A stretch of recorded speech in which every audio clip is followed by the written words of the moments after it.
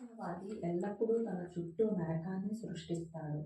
కోపం వస్తున్నప్పుడు కూడా మీరు వెంటనే మేలుకుంటే అది తప్పిపోతుంది. దీన్ని ఓసారి ప్రయత్నించి చూడండి.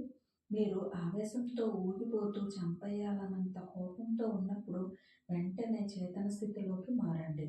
అప్పుడు ఏదో మార్పు మీలో జరిగినట్టు, ఏదో గేర్ మారినట్లు అనిపిస్తుంది. ఎంతో కొంత మార్పు జరిగే ఉంటుంది. మీరు లోలోపల ఉపశమిస్తారు. అలాగే మీ బాహ్యపు పొరలు విశ్రాంతి చెందడానికి మరికొంత సమయం పట్టవచ్చు. కానీ మీలోని అస్తిత్వం మాత్రం అప్పటికే విశ్రాంతి పొందుతూ ఉంటుంది. కోపానికి మీ సహకారం తెగిపోయి దాంతో ఏమాత్రం తాదాత్మ్యం చెందరు. చూసేవాడిగానే ఉండు. దాని గురించి ఆలోచించకండి. కేవలం చూడండి. మీరు చూస్తున్నప్పుడు ఆ చూపుగానే ఉండండి. అది కాస్త కష్టమే. కారణం మీ పాత అలవాట్లు. అయినా కూడా ప్రయత్నించండి. మీ వల్ల తప్పకుండా అవుతుంది. ఎందుకంటే ఇది వరకే ఎవరికో అయింది. కాబట్టి మీకు ఎందుకు కాదు? మీరు మినహాయింపు ఏమీ కాదు. సార్వత్రిక ధర్మం ఏమిటంటే బుద్ధునికి దొరికిందే మీకు దొరుకుతుంది. అందరికీ దొరుకుతుంది. ఓ చిన్ని ప్రయత్నం అవసరం అవుతుంది. కాబట్టి చేసి చూడు. మీరు ఓ పువ్వును చూస్తారు. అప్పుడు పువ్వును కేవలం చూడండి. దాని గురించి వర్ణన మొదలు పెట్టకుండా కేవలం అలా చూడండి. ఓ నది ప్రవహిస్తూ ఉంటే ఒడ్డుపై కూర్చొని ఆ ప్రవాహాన్ని చూడండి. కానీ నోరెత్తకండి. నింగిలో మేఘాలు తేలిపోతున్నప్పుడు నేలపై వెల్లకిలా పడుకొని కేవలం వాటిని చూస్తూ ఉండిపోండి. మనస్సు మూగబోయిన వారిలా దేన్ని పదాల్లో పెట్టకుండా కేవలం చూడడం నేర్చుకోండి. మధ్యలో ఉంచండి. ఇది రోడ్డుపై చేసేది కాదు, కానీ జీవన పదంలో మాత్రం తప్పక అనుసరించండి. కుడి ఎడమలకు ఏమాత్రం సోలిపోకుండా నడి మధ్యన నిలబడండి. ఈ మధ్యలోనే మీకు సంతులన క్షణాలు ప్రాప్తిస్తాయి. మీరు అర్థం చేసుకునే, అనుభూతి చెందే ఓ విషయం ఇక్కడ ఉంటుంది. ఏ రెండు చివరలను పట్టుకోకుండా ఖచ్చితంగా మధ్యలో ఉన్నప్పుడు అది మీకు దొరుకుతుంది. ప్రయత్నించండి. ఆ అతి సూక్ష్మ క్షణంలోనే హఠాత్తుగా కరుణ వర్షిస్తుంది. అంతా నిష్పక్షపాతంగానే ఉంటుంది. ప్రయత్నించండి. సాక్షిగా వాస్తవంలోకి ఓ అడుగు. ఓసారి ఇలా ప్రయత్నించండి. నిత్యం ట్రాఫిక్తో సతమతమయ్యే, రద్దీగా ఉండే ఓ రోడ్డు వద్దకు వెళ్ళండి. రోడ్డు ప్రక్కన నిలబడి అలా ట్రాఫిక్ను చూస్తూ ఉండండి. ఎన్నో వాహనాలు, ఎంతో జనం, ఇంకా అనేకం అటూ ఇటూ వెళ్తుంటాయి. అంతా గజిబిజిగా ఉంటుంది. కానీ మీరు మాత్రం అలా నిలబడి కేవలం చూస్తూ ఉండండి. ఇలాంటి పరిస్థితి మనం కళ్ళు మూసుకొని ధ్యానంలో కూర్చున్నప్పుడు ఎదురవుతుంది. మనస్సులో జరిగే ఆ ఆలోచనల మథనాన్ని కూడా చూడండి. మనస్సు అనే ఆలోచనల ట్రాఫిక్ను చూస్తూ ఉండండి. అవి అటూ ఇటూ పరిగెత్తుతూ చాలా గందరగోళంగా ఉంటాయి. కానీ మీరు మాత్రం వాటిని చూస్తూ ఓ సాక్షిగా ఉండండి. ఎల్లప్పుడూ సంతోషకరమైన మనోస్థితినే నమ్ముకోండి. దీన్ని మీ జీవిత ప్రాథమిక నియమాల్లో ఒకదానిగా చేర్చండి. అననుకూల పరిస్థితులు ఎదురైనా కూడా అందులో మంచినే చూడండి. రాను రాను మీకు అన్నింటిలో మంచే కనిపిస్తుంది. పూర్తి అనుకూలం కాని పరిస్థితుల్లో కూడా పూర్తి మంచిని చూసే నైపుణ్యం మీకు వచ్చిన నాడు ఆనందంతో నృత్యం చేస్తారు.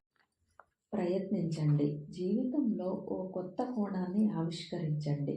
ఎల్లప్పుడూ ఆశావాదంగానే ఆలోచించండి. నిరాశావాదిగా ఎప్పుడూ ఉండకండి. నిరాశావాది తన చుట్టూ అంతా నరకాన్ని సృష్టించుకుంటాడు. అందులోనే జీవిస్తాడు. ఎందుకంటే ఎవరు సృష్టించుకున్న ప్రపంచంలో వారే నివసిస్తారు కాబట్టి.